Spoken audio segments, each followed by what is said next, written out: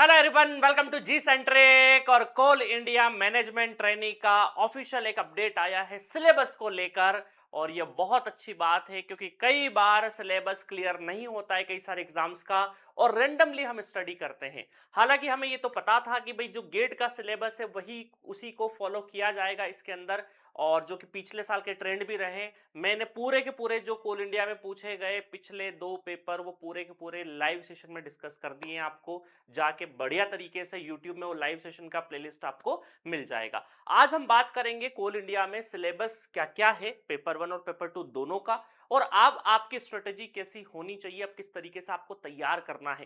क्योंकि हम एक्सपेक्टेशन ये रख सकते हैं कि जुलाई एंड या अगस्त फर्स्ट वीक में एग्जाम हो जाए। अगर ये एग्जाम थोड़ा सा डिले होता है तो आपके लिए बहुत अच्छी चीज रहेगी, क्योंकि और आपको तैयारी का मौका मिल जाएगा।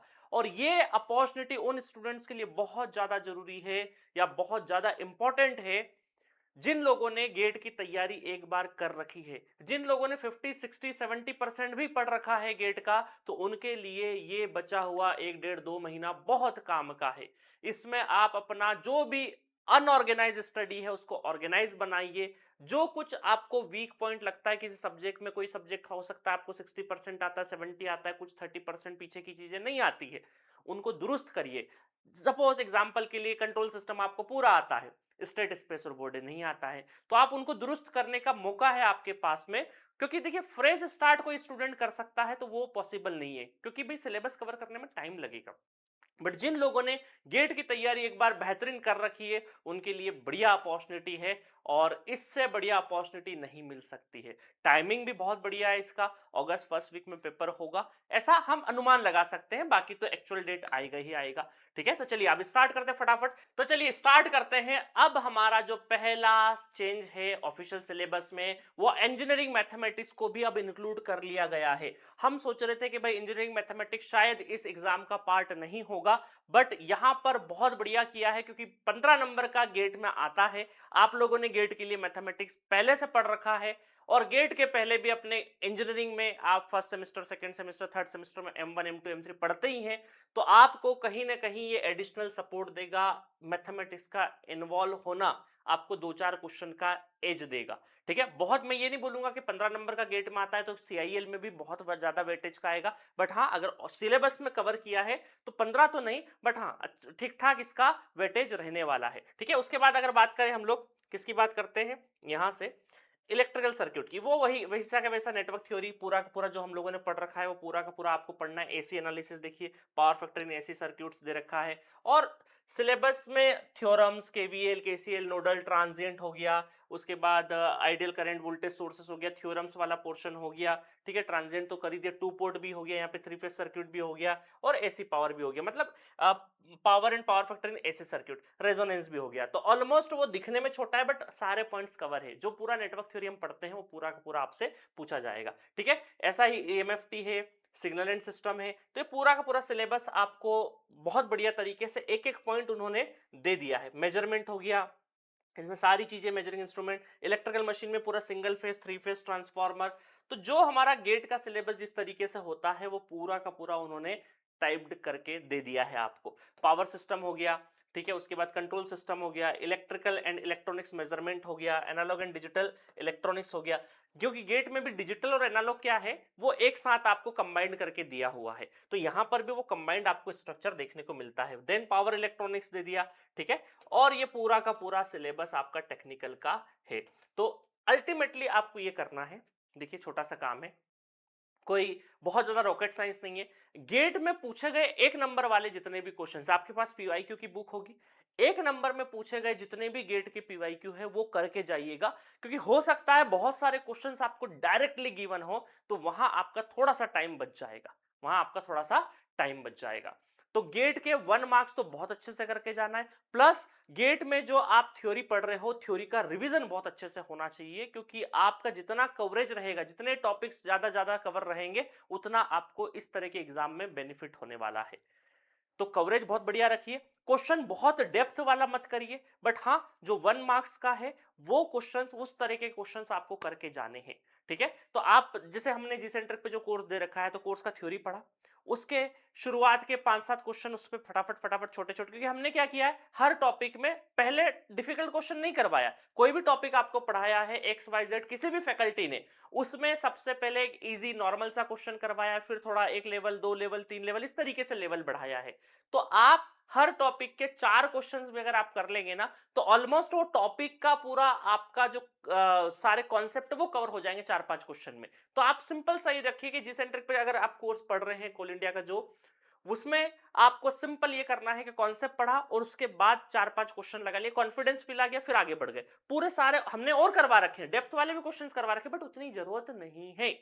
आपको क्या करना है, 3 से 5 क्वेश्चंस पकड़ के हर टॉपिक के करना है, ताकि टॉपिक ज्यादा से ज्यादा हमारा कवर हो जाए। इतना करो बढ़िया तरीके से, और गेट के 1 मार्क्स से क्वेश्चन कर लो, दैट्स इट। बाकी मैंने आपको कोल इंडिया में लेवल कैसा आता है, क्वेश्चन करने का तरीका कैसा होता है, वो पूरा लाइव सेशन डिस्कस कर रखा है। यूट्यूब पे प्लेलिस्ट भी बनी है, कोर्स के अंदर भी प्लेलिस्ट बनी है। ठीक है, चलिए अब आते हैं नॉन टेक्निकल के सिलेबस पे।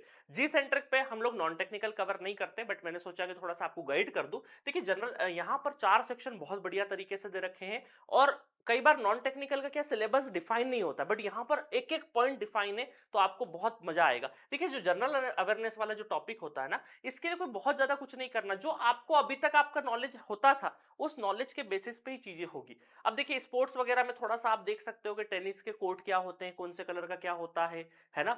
आप ये देख सकते हो कि भाई विमिल्टन या ऑस्ट्रेलियन ओपन या यूएस ओपन, इनमें कौन सा क्ले वाले पे परफॉर्मेंस होता है, उसमें जो सबसे ज्यादा फेमस खिलाड़ी, उसके बारे में थोड़ा सा पढ़ लीजिए, क्योंकि कभी कभी चीजें आ जाती है, विमिल्टन सबसे ज्यादा किसने जीता, इस तरीके के क्वेश्चंस आ सकते हैं।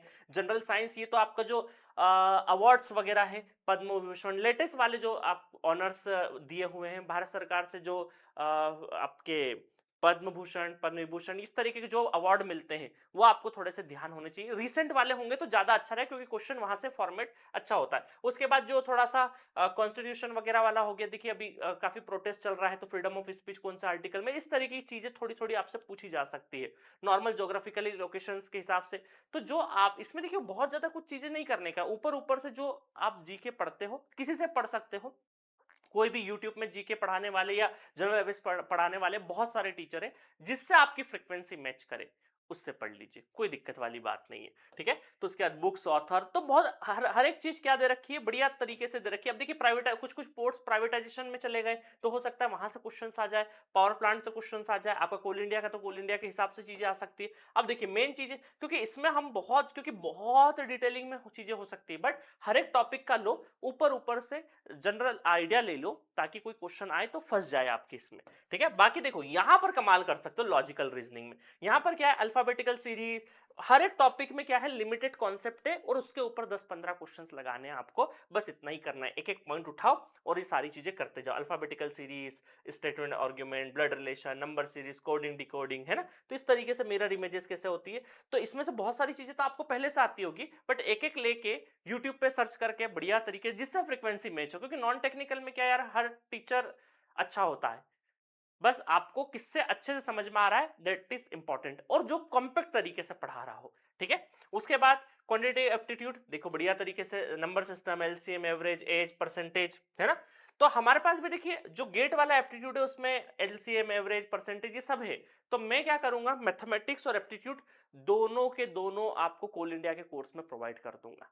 ठीक है, हालांकि हम नॉन टेक्निकल में बिल्कुल डील नहीं करते, बट प्लीज जो लोग भी हमारा कोर्स लिया हुआ है, तो मैथमेटिक्स तो ऐड करेंगे ही करेंगे, साथ में मैं एप्टीट्यूड का कर दूंगा, क्योंकि जो हमने गेट के लिए एप्टीट्यूड पढ़ाया, उसमें से कुछ पॉइंट्स हो सकता है आपको काम आ जाए। ठीक है, और खासकर इंग्लिश वाले, देखिए यहाँ रेशो, प्रोपोर्शन, प्रॉफिट लॉस, ये सारे के सारे बिल्कुल बढ़िया तरीके से आपको दे रखा है। उसके बाद देखिए इंग्लिश, तानिया मैम ने हमारे यहाँ पे इंग्लिश एक्स्ट्रा ऑर्डिनरी पढ़ाया है, उन्होंने वर्कबुक भी बढ़िया तरीके से दी है। तो ये जो सिलेबस है ना आपका इंग्लिश वाला, उन्होंने बहुत बढ़िया तरीके से कवर किया गेट के लिए।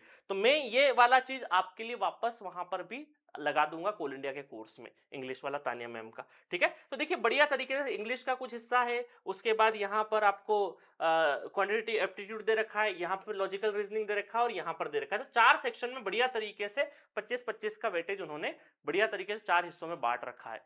तो आपको हर एक उसमें सेक्शन में बढ़िया तरीके से स्कोर कर सकते हो। ऐसा नहीं कि कोई चीज छोड़ के चले जाओ, हर एक सेक्शन को बढ़िया तरीके से पढ़ के जाओ।